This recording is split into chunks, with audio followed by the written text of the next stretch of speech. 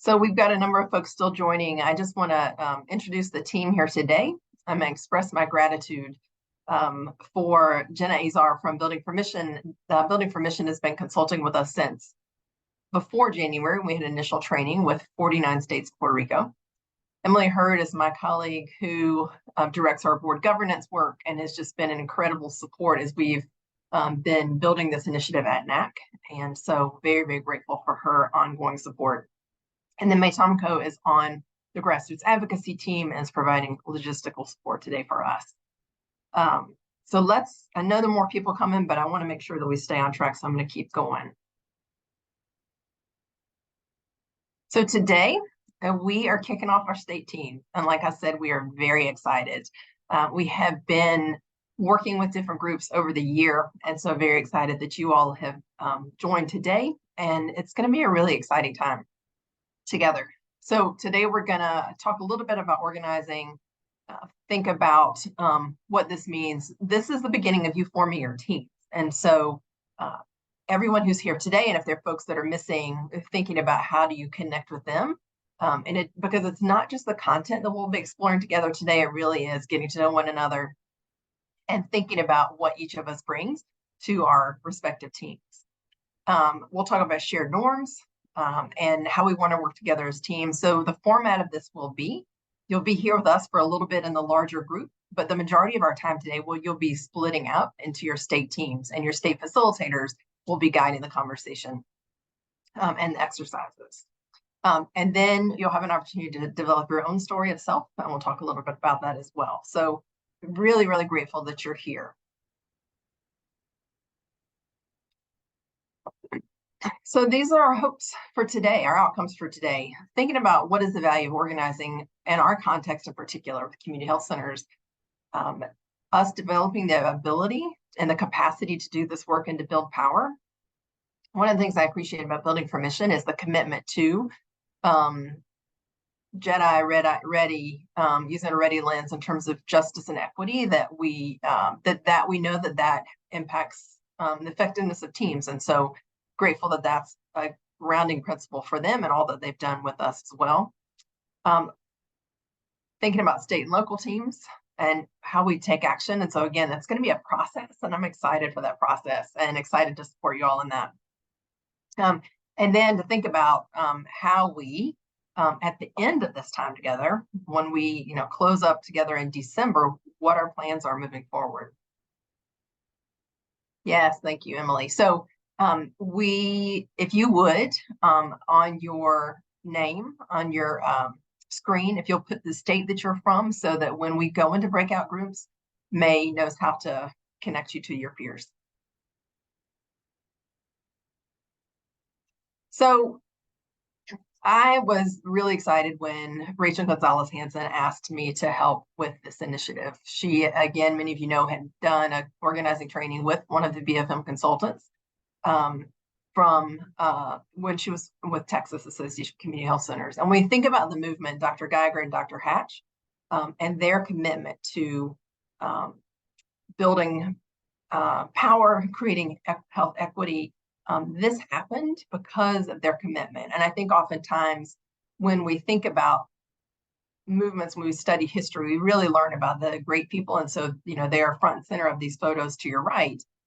And there are lots of people behind them who are also leading to make sure that everything got done that needed to get done. And so when we think about our health center moving from health center movement going from 200,000 people the first in the early 70s to 31.5 million, that's significant. So let's see, May. I just want to stop for 1 second. Are we seeing? Great. Stacy's got Michigan. Cool. She's going to need to be able to identify y'all in your name. So if you'll make sure that on your name tag on your screen, it has what state you're from, so she can assign those later.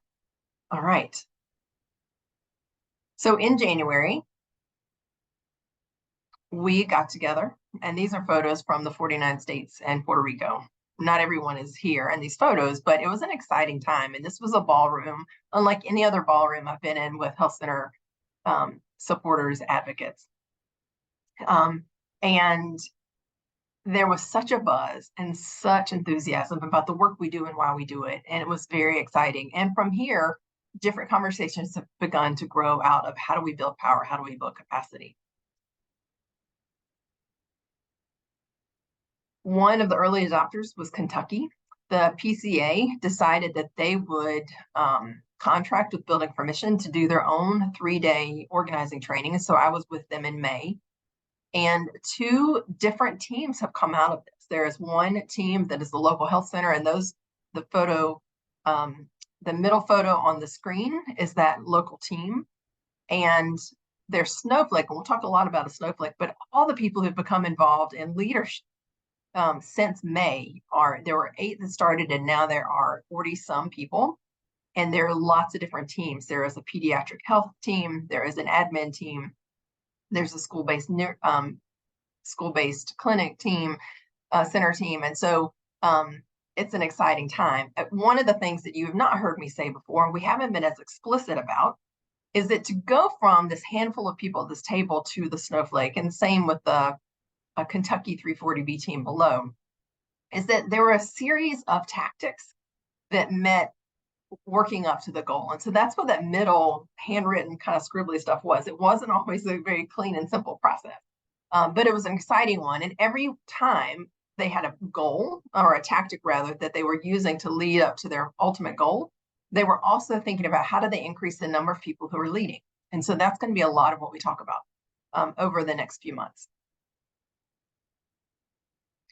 NACHC long-term vision. And again, we have a team that's working alongside y'all. And so we are going to be listening to you all. We're going to be thinking about our capacity as well, and what how we envision this. Our long-term vision is that every single health center would have some kind of civic engagement initiative.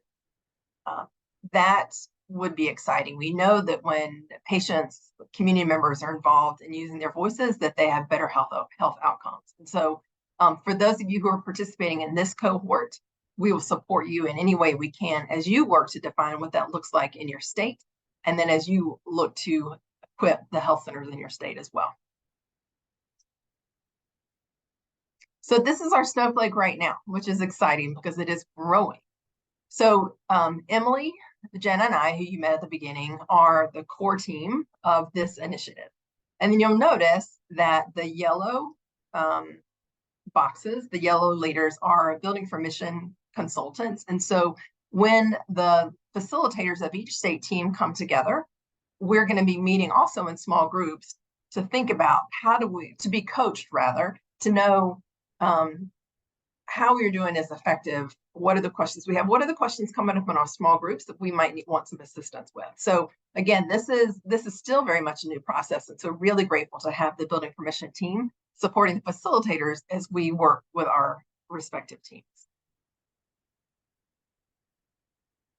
Okay, so one of the things that you heard me mention earlier is that Kentucky had a 3-day workshop, and everybody was there staying on site. We also did a shorter training of 2.5 days in January. We know that it was not possible for people to come together and leave their jobs for 3 days. And so Building for Mission has found a way for us to space this out. And so there is a combination of videos that hopefully many of you have already watched, along with this time that we'll come together in our small groups to then go through the material and think about what's going on. One of the things that's really important, and what we're learning, one of the things that's really important to know is that every time we're learning a new information, we're also thinking about how we would use that to build power, so that ultimately at the end, not only do we know better how to facilitate community organizing and use community organizing skills, but we've got a strategy and some goals to work toward that to build power in our own locations. And then December 14th, we'll wrap up. So we're getting ready to break out in our small groups. The first thing we're going to do together is think about an organizing tradition. And so you may already have a sense of who's your leadership team because of who's here today. But thinking more broadly about who are our leaders in the movement. And then this is not going to be final by any means, right? This is a bit of a sketch to get us going, to remember that when we are sharing our stories, when we're doing the other things that we are going to talk about today, it is for an ultimate goal of shifting power. building power so we can deploy it, shift it to get the things that health center patients need. And then the next thing you're going to do in your small group is to talk with one another about your identity wheel and how that shapes how who we are shapes our work with community health centers and the folks with us. So May is going to send us out into small groups. So would love for folks to come off mute and just talk a little bit about the organizing tradition, that thinking about who the leaders are, who your leadership team is going to be. And again, this is a sketch. This is just initial thinking. What were the places that your group had the most energy around in that? And then what were the places that were most challenging?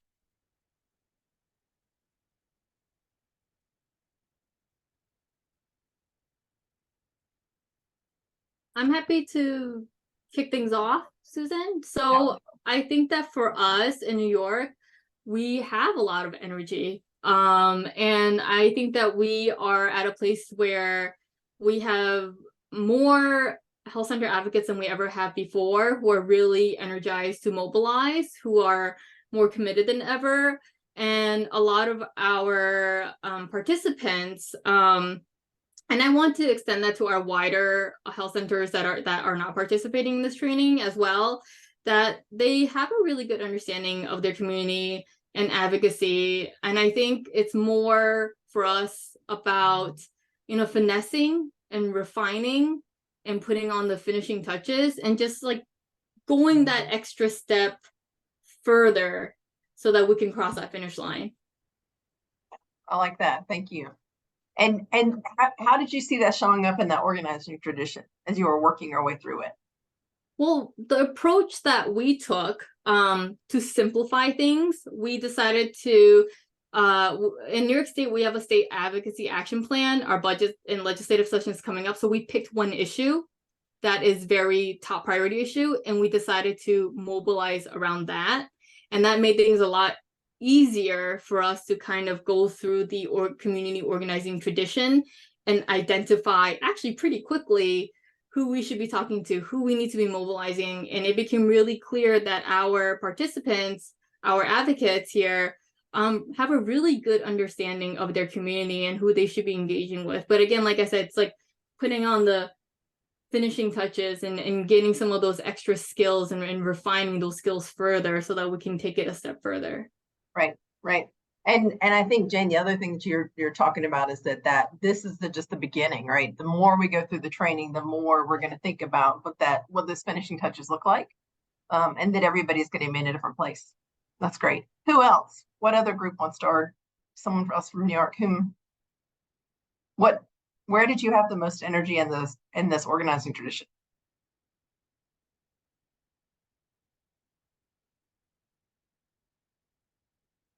Let me ask a different question. For how many folks did this feel new, different, or did it feel like, okay, a little bit? Yeah. I think it felt. New York. I'm sorry. I'm sorry. Oh, I'm sorry. This is Renee from New York. I think we had the most energy around the discussion on our identities. So there's a lot of energy there. And then I think the areas that felt a bit more challenging was just kind of the discussion on the leadership, assets and kind of areas that you needed to work on. I think that required a little bit more thought. I mean, we got through kind of a couple of pointers, but I think that part was a little more difficult. Like, what exactly do we need in terms of help, and what are assets versus their deficit? But the identity conversation definitely was very engaging. Well, I think sometimes I know we were talking about that kind of in our group, we're talking about the desire for everybody to be doing that self-reflection all the time. And that sometimes it doesn't happen. And so then that definitely influences how strong the relationships are we're building in our organizing work. Rachel. Hey, I think that for South Carolina, and I'm going to kind of echo what Renee said a little bit. It did seem a little bit more challenging, maybe to specify some of the key leaders. But then as we moved up the deploy power arrow, it got a little bit easier with actions. Of course, we were pretty pretty easy to name oppositions because we know what we're going to face because we face it all the time anyways. But on the flip side of that, we were also very able to identify what winning looks like and what our hopes were. And I was also, it felt really good to there's an echo. If you're not muted. An echo. Anyways, it felt really good to hear them say that even though they weren't 100% sure, they were definitely on board with they could see the value of this, especially coming out of the slump that we all went through with COVID, where we did what we needed to do when we needed to do it, but now to build that and keep it consistent. So it was good. It was a very energizing conversation. That's great. That's great. Yeah, I think that I was really glad to hear that you said that it was easy to identify the opposition because we live in it all the time, but that you also really clear what it meant to win, and we're able to identify hope. I was with a group of CEOs last week, and one of them said, "Why should I do any of this at all? Look what happened in Congress," right? A lot of sense of hopelessness. And I said, I can't answer that for you, but I will tell you a little bit about this process we're going through, and that it gives me a lot of hope. So I think that I'm glad to hear that conversation. Anybody else want to share kind of what the process was like for you and your group, things that came up in the conversation? I can go, Frank with Michigan. So what does winning look like? It's grassroots engagement in recruitment, and then community buy-in. And one of the things that we talked about was, hey, how are we going to look at this? Is it statewide? I work for the PCA, right? So it's sort of, that's the way I envision these things. But we also talked about, hey, at the end of this, maybe we can take those new grassroots folks and deploy them in different ways, at the across the statewide and at the national level, and then at the local level, bringing it into the individual health centers, being able to use those resources for their individual needs. Yeah. And Frank, as you talk about that, I think about, having been at NACHC for 5 years, and we asked folks to deploy power, and Rachel, you referred to COVID, that, we've done a lot of deploying. We haven't rooted ourselves as much in relationship. And that's I think folks got burned out. I mean, I imagine that many of y'all would say, yeah, I'm tired of getting your emails asking me to take action, right? Because it feels endless sometimes. And so I think this process, and so each one of those pieces of the organizing tradition, we're going to spend a lot more time in, and thinking about how do we make the most use of and strengthen those different key strategy points that we need to do that sustainable work, right? Whether it's at the state level, whether it's at a local level. Yeah, I really appreciate hearing. I think our team did a really good job of coming up with some thoughts on, hey, we've got to figure out other ways to engage our staff and other stakeholders other than just emails, right? It's something to make them understand that, hey, there's something in this for you, and not everything needs to be a request for action, right? It's right. Hey, we want here's some information. It's not just we need you to do it. Here are some successes that we've seen, and why it matters, and not just, hey, it's an emergency, call your congressman. Right. Absolutely. Other folks have experiences in your group that you want to share?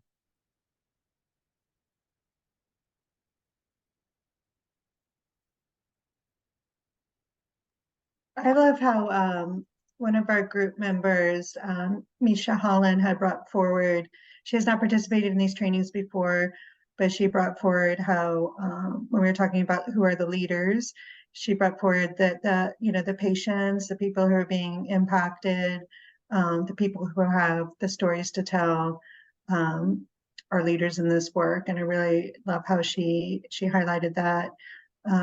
Even though that hasn't been part of the curriculum yet, I know that it is coming. Yeah. And I think part of that, one of the things that I think often happens is that we ask, I know that we've spent a lot of time trying to, get patient voices and patient stories. And I think one of the things that happens, and so Stacy, just to your point of Misha recognizing that, is we don't always ask the people that we're engaging to actually lead with us and be part of the strategy from the beginning. And one of the things about community organizing that I really appreciate, and has also been a challenge for me in a good way, has been that the people most directly impacted need to be at the center of our work. And that is very different from how I have been involved with a lot of the work I've done with advocacy. So I really appreciate that, Stacy and Misha, for you bringing that up, right? That recognizing from the start that our patients are leaders.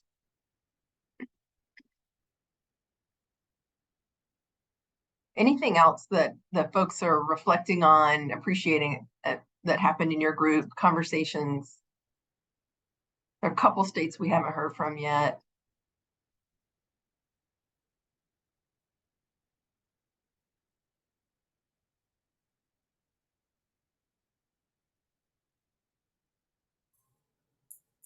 Hi, Susan. I'll share from Ohio. This is the first time that all of us have gotten together and we met some new people. So the identity wheel was powerful, just because when you're first meeting somebody that's already a little bit nerve-wracking, like, here's my first impression, and then to go right into an identity wheel that sometimes can bring out some vulnerabilities, was very interesting. And some people that I've known for a while that I got to hear a little bit of their story. We kind of went into a little the next section, not on purpose, just because the identity wheel I think definitely leads, which is why it's before the story. It was really great, and it's always nice to connect and build that power together and that empathy and that synergy together. So that was a great part for me personally. I don't know if other Ohioans, other Buckeyes feel that way, but that was really great. So I appreciated that time. That's great. Yeah, I think it's the rootedness in community. I think we're quite, I appreciate folks coming, because this is definitely a process that asks us to be vulnerable, which can be new and weird, right, in a workspace sometimes. So that's the other piece of this. It's different than being in a community that we're choosing to do this, but it's different than a community that I can walk away from. When it's our work, we can't easily walk away from it. And don't want to, but it does mean that it's vulnerability in a different way of being. So yeah, thank you for that. Susan, I think for us here in West Virginia, so community organizing at a state level is really new to us. Our community health centers are very good at doing their local advocacy. So we spent a lot of time just kind of trying to wrap our heads around that, not getting sort of too focused in on our local experience, but also sharing our local experiences versus each other's. So we didn't get super far, but I think we did really good conversation to kind of get centered in on that collective. So I'm eager, I hope they are too, to continue building out that tradition. Yeah, and I think that some ways, I mean, in our conversation, in our group, we were having the conversation of, does it feel too early to answer that question? Right? Sure. That it really is, it really is a sketch or introduction to the kinds of things we'll be digging into deeper. And Caroline, to your point, like, we all have different perspectives on what that means. And who, based on our own experience, we see as a leader, and some of the, again, I think some of the oppositions are often similar based on the movement and what we experience nationally and locally. But yeah, so those questions were not meant to be an end all. Your plan is ready, go, right? We got 3 months together to learn from one another and beyond. So we are going to take a break in 1 minute. Anybody, and it is 1 minute. Anybody want to offer a last? Okay, so we're going to thank you all so much for that first session. I hope that you enjoy being with your small groups. I'm really excited about this. We're going to take a break from 2:25 to 2:35. And so if you'll just make sure you're back, we'll do a quick introduction to the next topic, and then we will send you back to your small groups. See you in a few minutes. Is the story of self. And so when you're watching the videos with the Building for Mission team, you've heard them talk about the public narrative and the importance of using emotion to tap into people's values to then lead them to action. And you saw some examples of story of self alone, and then you saw some combined narratives, which were story of self, story of us, and story of now. So today we want to start with the story of self, and it's specifically why you were called to leadership in the health center movement at your health center, however you define that. And the three things that we're going to ask you to think about. So when you break into your small group, your facilitators you'll have some time to think about these items, and then you'll have a chance to share them with one another. The key pieces of all the stories is what was the challenge, what was the choice, and what was the outcome. And through that, we'll begin thinking about and listening to what were the values I heard. In your worksheets that everybody has got a copy of, oh, yes. Sorry, I'll say. So May just reminded us that if you're joining or rejoining, to please rename yourself so that your state is on there, because she's getting ready to move us back into small groups, and it's easier for her to know where to put you if your state's on your name. So in your packet, your worksheets that every person has to do your homework, to do the work related to the videos, there is this story of self sheet that I find really helpful and found helpful when we did this training before, so that I've used it so that as people go through and tell their story, I can then write down and remember what I'm hearing. Because one of the great things about this process is that we're going to time ourselves, just like Natalie timed us in the video, or I think Molly served as the timer for our video, but that there's going to be time for you to share your story, and then there's going to be time for folks to give you feedback and talk about where they identify these things. And I really appreciated the feedback I got, because it was a good reminder that I had, in my attempt to be efficient, had skipped some of the important parts of kind of rooting myself in that story. So we will come back together at 5:30. So May, if you will send us out, that would be great. So what we're going to do for this last little bit is spend some time with folks who are willing to share their stories, to see if there are a couple folks who are, and then spend a little bit of time reflecting on it. So first, before we have anyone share their stories, would anybody be willing to talk about what the experience flow was like in your group? I'll share, because it was much more helpful than I expected it to be.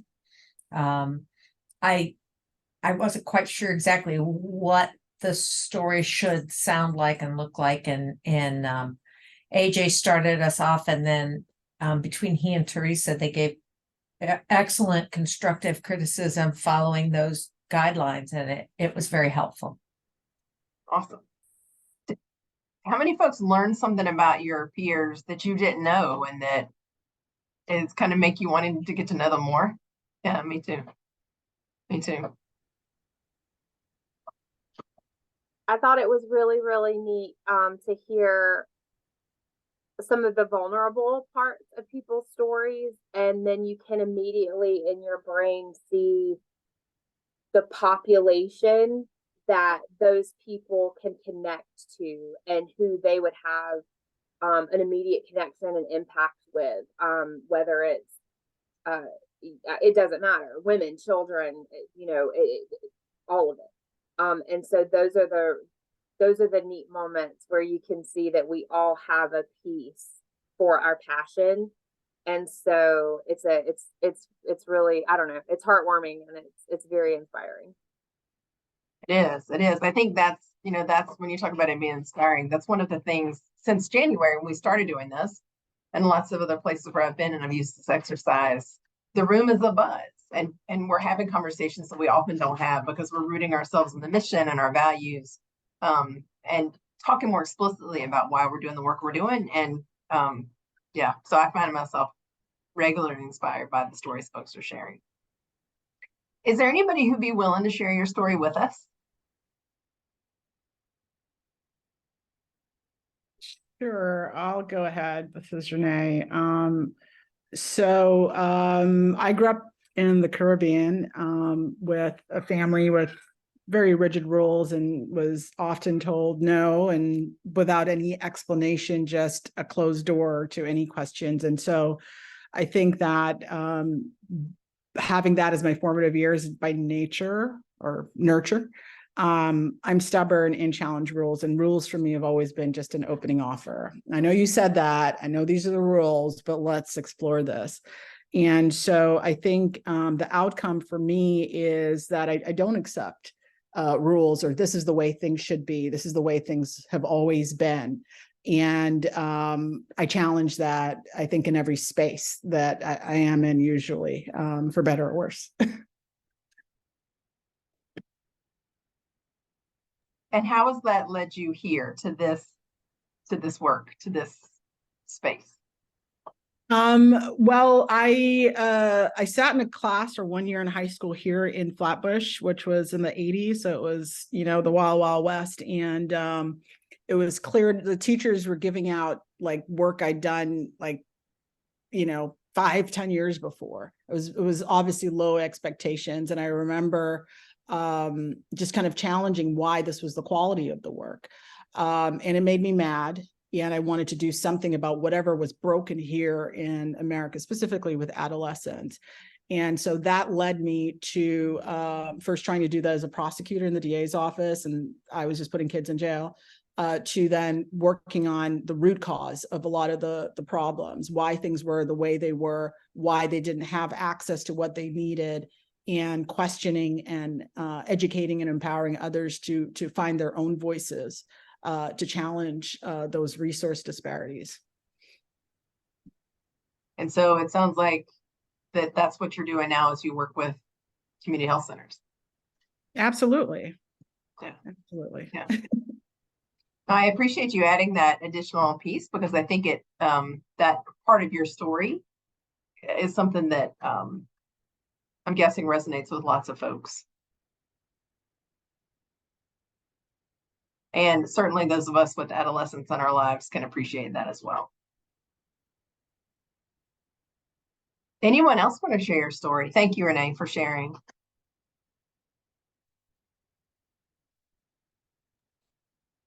Susan, I'll share, also from New York. My name is Pam Fisher. I'm coming to you today from upstate New York near the Adirondacks, but that is not where I grew up. I actually grew up in northern New Jersey, very accessible to many healthcare options in the Philadelphia and New York City regions. And when I was 9 years old, a school nurse picked up on my hearing test that something wasn't right. And my parents had the options of taking me to some of the best audiologists in the country, who sure enough determined that I had progressive central neural hearing loss. And they predicted that I would turn deaf by the time of adulthood, which is exactly what happened. However, I'm very blessed today to be able to talk with you and to understand because of a cochlear implant. I'm also very blessed because in college, I met a wonderful guy from upstate New York who came from Washington County, which is one of the most rural, poorest counties in the state of New York, but has some of the biggest heart of people you've ever met. And so while I grew up elsewhere, today, upstate New York is home. And I am keenly aware every day that if I did not have the access to the healthcare opportunities that I did growing up, I would not be the person, I would not be the parent, I would not be the partner, I would not be the community member that I am today. So if you look at the patterns in my life, so much of my passion has been around ensuring that people have access to that opportunity, because it really shapes everything. And without health, you can't have that opportunity. So that's why I love what I do. And thank you for letting me share. Thank you so much for sharing.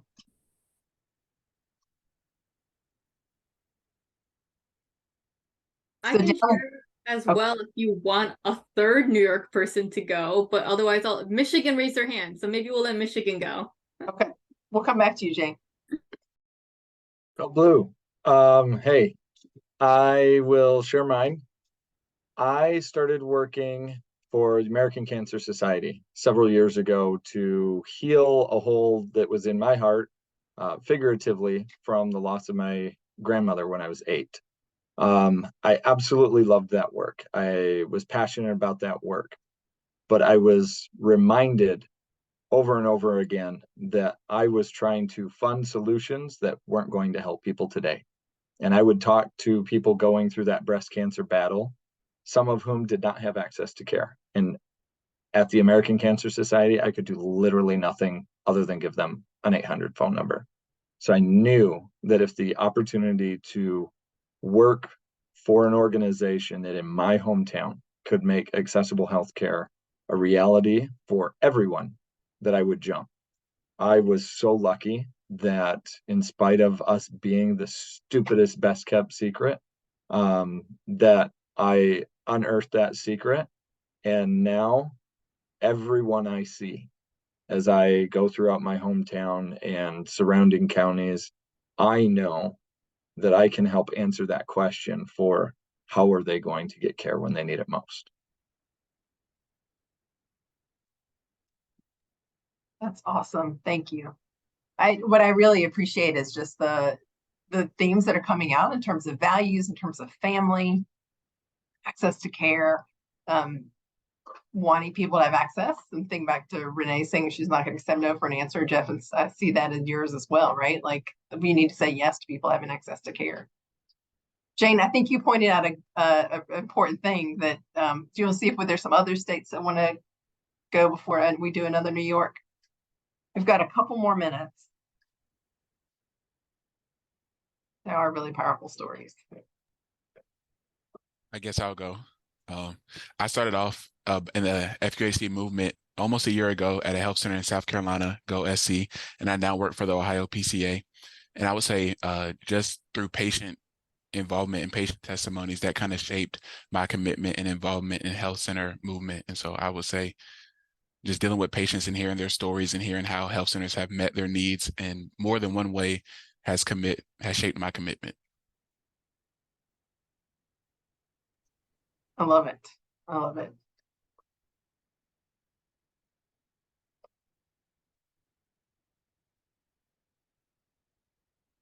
Any other states want to go? No pressure.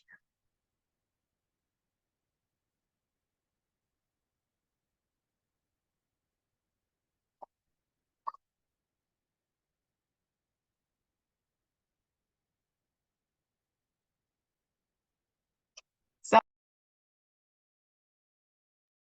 You're muted, Susan.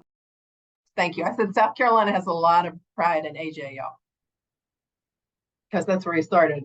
I know he's rocking it in Ohio. I was gonna say Ohio does too, Susan. I know. We're gonna claim him. We're gonna claim him. We're not giving him back. I would like to share my story. I always, as I mentioned in a small group, I'm still learning English, but I will try. I'm from Puerto Rico. After the Hurricane Maria hit the island, we decided to move to Ohio. My husband found a job at the Air Force. He's an engineer, but when we moved, we don't have insurance. My daughter gets sick. Someone from Centerpoint Health, that's the clinic that I work now, reached me and told me, you can go there and they can help you no matter you don't have insurance. That's what I know about Centerpoint Health, because I start at Centerpoint Health as a patient without insurance, without job, without any kind of opportunity, just 2 weeks after I moved from Puerto Rico. And then I said, I would like to work here. And then I found an application in Indeed, and I applied and I started working there. That's my only job in Ohio since I moved from Puerto Rico. And I'm really happy that now I could help a lot of families struggling without insurance or without different economic situations. And I help some of them and also share my story with them and let them know you can get services here because they help me. They help me, they can help you too.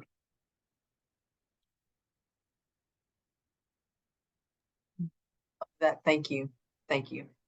And I absolutely, there are lots of comments in the chat, y'all, if you're not seeing them. I really appreciate you talking about that and creating the space and naming the importance of our identities and how that shapes who we are and how we come to this work. And the things that have impacted. Thank you.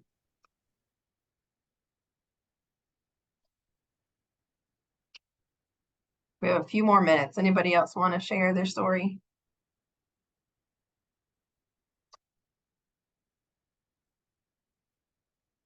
Jane, do you want to go? Sure. I shared with my group that I had a very difficult time coming up with a story, just as I had a very difficult time in January, but I did come up with something and then I realized something new from it. So I grew up with two immigrant parents. I'm the eldest of three. And for those of you who have immigrant parents, you know what that feels like a little bit. It meant that I had to translate everything. I was adultified at a very young age. Meant that I had to grow up very fast.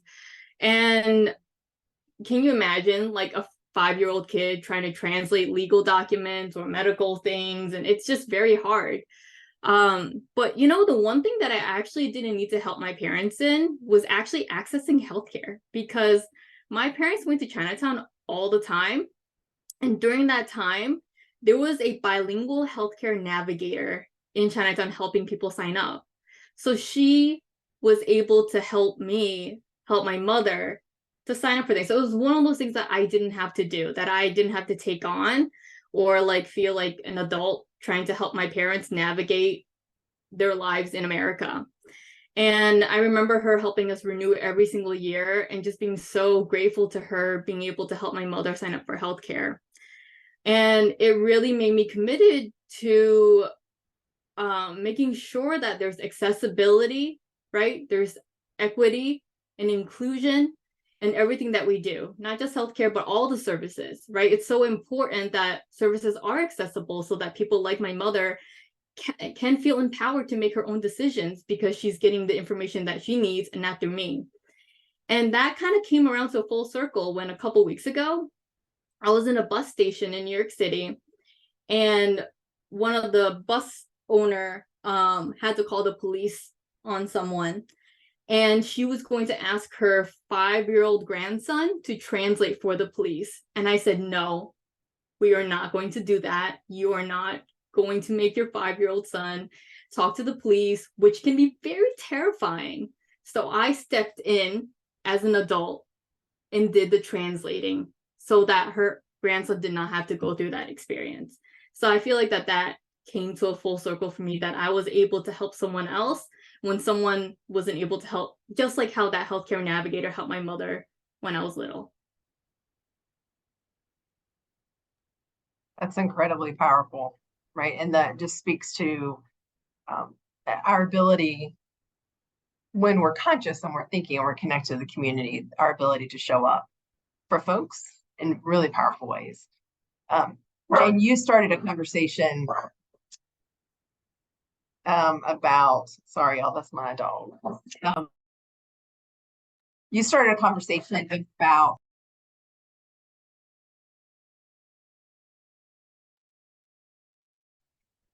about community, and you talked about the story of us, right? This idea that we belong to one another, and the importance of our the importance of how we connect with one another, and also the responsibility we have to one another. And I think one of the things about the community organizing that's really important, and something we'll continue to do as we go through the training, is we'll be connecting the stories of us, like what calls us to leadership, with the stories of all of us, like how are we in this together? What is that work that we're doing? And then from there, what is the story of now? There's an urgency. What does that look like? And so, Jane, in that moment, right, you're in many ways, you reflected that story of now as you talked about stepping up with that 5-year-old boy, right? Because you know that experience. And it was in that moment that it had to happen.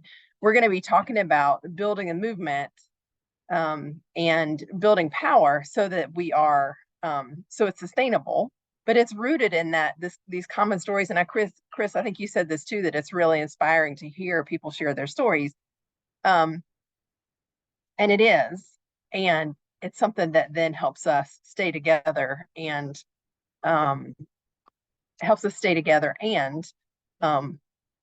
support one another, right? And remember that we are stronger together, that we do have that community. So that's awesome. I am looking at the time and we've got a few more minutes left. Anybody else want to share their story? Apologies for that interruption. Anyone else want to share their story before we wrap up?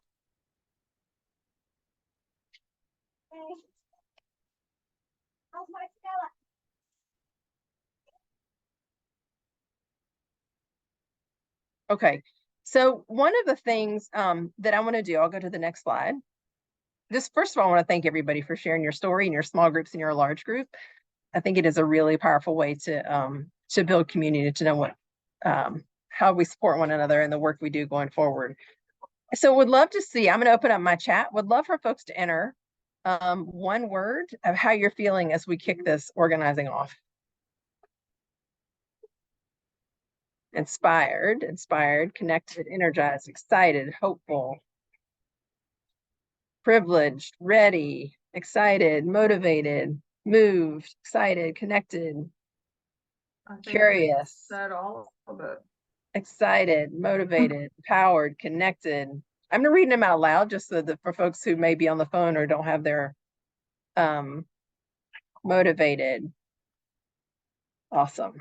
Well, that certainly makes me feel hopeful. I'm really grateful to each of you for joining us on this journey. This is things for you to know next time. Your state teams are going to gather next, and so this next week, there will be an email sent to you with the next chapter, and you'll see it here, chapter 3 on relationships and team building. So this is where you're going to see us build on some of the story of self. And then when you're going to learn about the one-on-ones, a way of kind of the building those relationships, exploring those relationships when you watch the videos. And so you will come then to, when you meet with your state, we will not be again together as we've been today in this large group until December 14th when we wrap up. So the facilitators, we will be meeting on a regular basis and connecting with one another about what we're seeing and hearing. But you and your groups, your state groups, your teams are going to be working together over time. So I'm really excited to see what happens and comes on December 14th. But there's a lot in between. My understanding is that to not overwhelm folks with the amount of videos that Building for Mission created for us, you'll notice that they're all centered around community health centers, and so they've created these resources specifically for us, which is exciting. The rest of the chapters, so chapter 3, if you didn't see it when you were watching chapter 2 and chapter 1, those will be opened up and you'll have access to those. So remember that you've got your organizing packet. If you want to see that more, there's a link to that in the emails you were sent. There also is a set of worksheets for you to use while you're doing Thinkific. So just thank you everybody for being here. I look forward to seeing y'all in December, but also know that we can support you throughout this year. Just let us know. Thank y'all for being with us.